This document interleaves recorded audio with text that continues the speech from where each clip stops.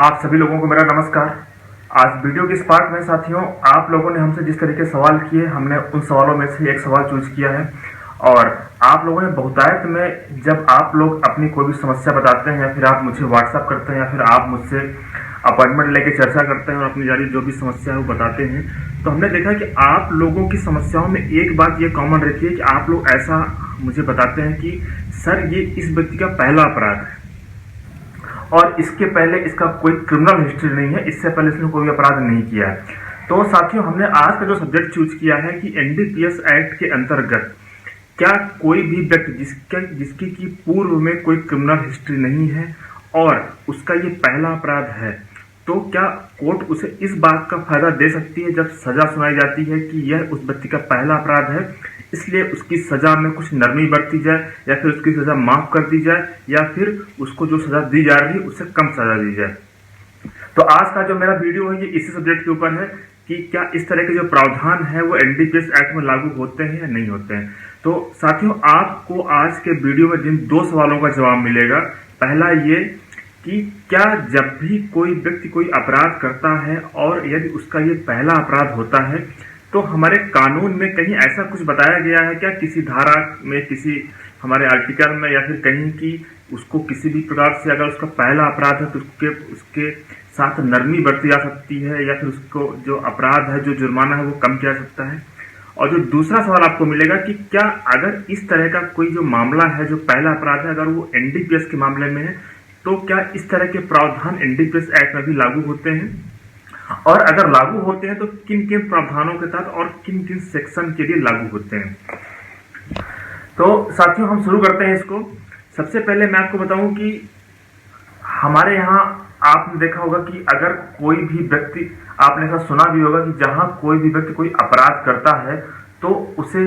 लोगों के से आपने हो सकता है ये कहते हुए सुना कि चूंकि वो उसका पहला अपराध है। और अगर आपने कोर्ट में कभी अगर आपने देखा होगा कि जब भी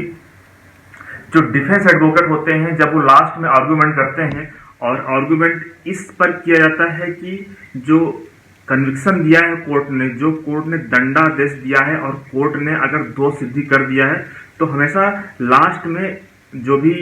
एडवोकेट होते हैं और जो जज होते हैं वो दोनों पार्टी से सुनते हैं कि सजा के मामले में आपका क्या कहना है। दोनों पार्टी, जो प्रोसिक्यूशन होता है, जो अभियोजन होता है, हमेशा ये बोलता है कि सर ये गंभीर अपराध है और इस तरह के अपराध की प्रवृत्ति ना हो, इसलिए इन्हें गंभीर से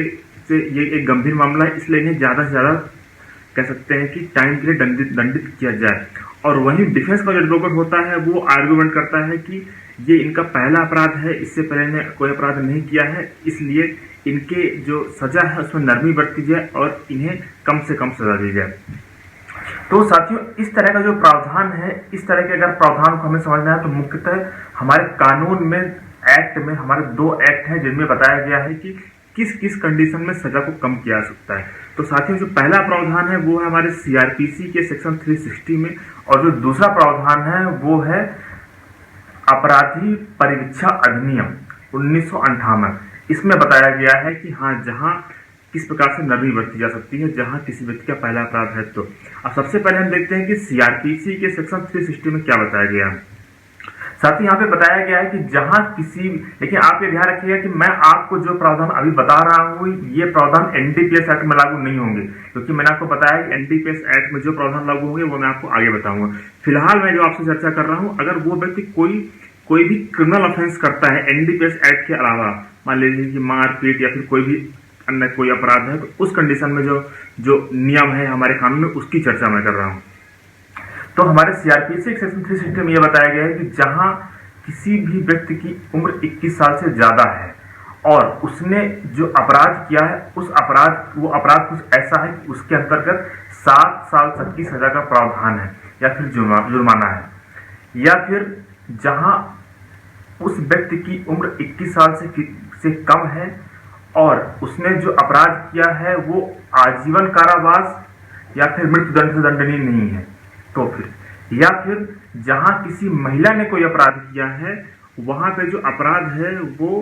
कह सकते हैं कि मृत्युदंड और आजीवन कारावास, इससे दंडनीय नहीं है। आप ये तीनों परिस्थितियां समझिए जो हमने आपको बताया है। कि इन तीनों कंडीशन में अगर कोर्ट चाहे, जिस जिस कोर्ट में ये मामला चल रहा है उस कोर्ट में अगर वो कोर्ट चाहे तो उनकी जो सजा है उसको कम कर सकती है। उसको माफ माफ माफ तो आप वर्ड तो मत यूज करिए, उसको आप कह सकते हैं कि उसको सजा को कम की जा सकती है, सजा में नरमी बरती जा सकती है उस कंडीशन में। लेकिन यहाँ पे जो मैं वर्ड यूज कर रहा हूँ कि यहाँ पे वर्ड यूज किया गया है कोर्ट में बी, मतलब कोर्ट के विवेकाधिकार के ऊपर है। यहाँ पे सेल वर्ड यूज नहीं किया गया कि ऐसा होगा ही, कोर्ट के विवेकाधिकार के ऊपर है, अगर कोर्ट को ऐसा प्रतीत होता है तो। अब साथियों यहाँ पे जो कोर्ट को जो फैसला लेना होता है वो लेना, कोर्ट जिस आधार पे फैसला लेती है वो उस व्यक्ति को एज को देख के फैसला लिया जाता है, उस व्यक्ति के कैरेक्टर को देख के फैसला लिया जाता है, उस व्यक्ति की क्रिमिनल हिस्ट्री है या नहीं है उसको देख के फैसला लिया जाता है, और उसने जो ऑफेंस किया है जिसके लिए उसको सजा दी जा रही है उसका कैरेक्टर किस प्रकार से। कहीं ऐसा देखिए, कई बार अमूमन क्या होता है कि किसी भी व्यक्ति का ऐसा इंटेंशन नहीं होता कि वो अपराध करे, लेकिन वो या तो उसका जो मानसिक संतुलन खो जाए या फिर कुछ ऐसी अवस्था होती है कि वो ना चाहते हुए भी उसे अपराध हो जाए, तो उस चीज को भी कोर्ट स्वीकार करती है। लेकिन जो परिस्थिति हमने बताई है उसी कंडीशन में स्वीकार किया जा सकता है कि सजा जो सजा है अगर उस व्यक्ति की उम्र 21 साल से ऊपर है तो उस मामले में अगर जो दंड है वो 7 साल से कम है तो ही कोर्ट इस तरह के मामलों में विचार कर सकती है कि उसकी सजा को कम किया जा सकता है। तो साथ ही इस कंडीशन में कोर्ट क्या करती है कि कोर्ट या तो चाहे तो उस व्यक्ति से बॉन्ड भरवा ले कि आप 3 साल या उससे कम टाइम के लिए बॉन्ड भरो कि आप शांति कायम रखोगे, आप किसी प्रकार से कोई दूसरा अपराध नहीं करोगे, और जब भी आपको बुलाया जाएगा आप मजिस्ट्रेट के समक्ष उपस्थित होंगे। तो इस तरह के कुछ शर्तों के साथ उस व्यक्ति को छूट दी जा सकती है। आप साथियों जो हमारे आपराधिक परिवीक्षा अधिनियम 1958 के धारा 3 और 4 में बताया गया है, इसका भी फायदा आरोपी को मिलता है। इसमें ऐसा बताया गया है कि जहां आरोपी का पहला अपराध है, उसका कोई इससे पहले कोई दंडादेश नहीं है और उसने ये जानबूझ के नहीं किया, तो उस कंडीशन में भी ये प्रावधान है कि जहां सजा 2 साल है तो उस कंडीशन में उसका फायदा आरोपी को दिया जा सकता है और उसकी सजा कम की जा सकती है, या फिर उसे कह सकते हैं कि जुर्माने से केवल दंडित किया जा सकता है। हमने कुछ केस देखे हैं, हमने कुछ केस हैंडल भी किए हैं। हमने एक केस देखा जिसमें 323 के मामले में एक व्यक्ति को सजा हो गई थी, कोर्ट ने शायद 1 दिन की सजा कुछ दिया था उसको। उसके बाद उसकी जब हमने अपील किया तो उस कंडीशन में उसको आपराधिक परीक्षा अधिनियम का लाभ देते हुए उसकी सजा को कोर्ट ने कह सकते हैं कि हटा दिया और उसे केवल जुर्माने से दंडित किया। तो इस तरीके से अलग अलग परिस्थितियां होती हैं जिस कंडीशन में आप कोर्ट से रिक्वेस्ट कर सकते हैं, या तो आप उसी कोर्ट से रिक्वेस्ट कर सकते हैं और अगर आप अपील कर रहे हैं तो आप वहां भी रिक्वेस्ट कर सकते हैं कि इस तरह का फायदा आरोपी को दिया जाना चाहिए। हाँ, लेकिन जहां पे कोई सजा सेकंड क्लास का मजिस्ट्रेट सुना रहा है तो वहां पे ये जो कह सकते हैं जो दंडादेश की जो अधिकार है ये फर्स्ट क्लास मजिस्ट्रेट को, प्रथम श्रेणी को, तो वहां ये मामला फॉरवर्ड कर देगा प्रथम श्रेणी मजिस्ट्रेट के पास, वो इस मामले में सजा सुनाएगा और उसकी जो सजा है उसको कम कर सकता है। अब साथियों जो हमने जो चर्चा किया है कि एनडीपीएस एक्ट में क्या ये प्रावधान लागू होते हैं, तो इस तरह के हमने आपको जो 2 प्रावधान बताए हैं, सीआरपीसी की धारा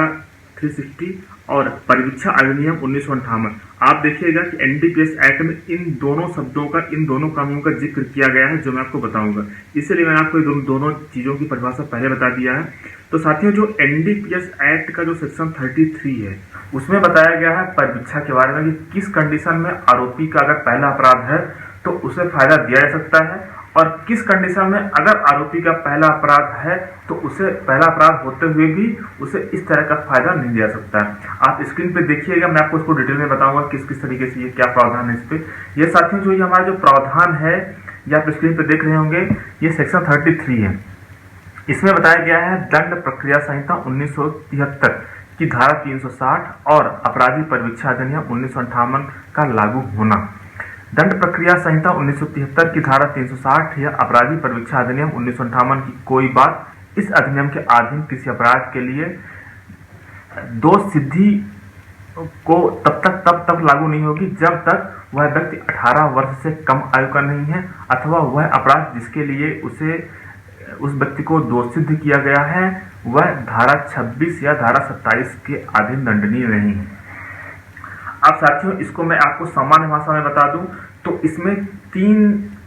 शर्तों का उल्लेख किया गया है कि इस कंडीशन में सीआरपीसी की धारा 360 और परिवीक्षा अधिनियम लागू होगा, बाकी उसके अलावा सारे मामलों में इस तरह का कोई प्रावधान लागू नहीं होगा। तो पहली कंडीशन है जहां आरोपी की उम्र 18 साल से कम है। दूसरी कंडीशन है जहां की उसे धारा 26 के अंतर्गत दंडित किया गया है। और तीसरी कंडीशन है जहां उसे एनडीपीएस एक्ट की धारा 27 के अंतर्गत दंडित किया गया है।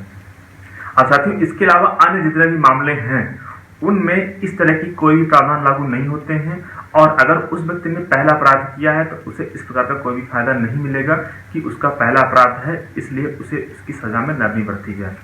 मुझे उम्मीद है कि आपने जो सवाल, इस तरह के जो सवाल पूछे थे, आपको ये वीडियो देखने के बाद आपका कॉन्सेप्ट क्लियर हो जाएगा। और अगर आपके और भी कुछ सवाल हैं तो आप मुझे व्हाट्सएप के जरिए मुझे मैसेज कर सकते हैं, जिस पे आप चाहते हैं मैं वीडियो बनाऊं, या फिर आप मुझे कमेंट करके भी बता सकते हैं। साथियों, अगर आप मुझसे अपने केस के संबंध में कोई चर्चा करना चाहते हैं तो आप मुझसे व्हाट्सएप के जरिए मुझसे अपॉइंटमेंट ले सकते हैं, और उसके बाद मेरे द्वारा आपको कॉल किया जाएगा और आपकी जो भी समस्या है उसे आपको बताया जाएगा कि आपके पास उसमें क्या रेमेडी है, आप किस तरीके से उसको कर सकते हैं। धन्यवाद साथियों।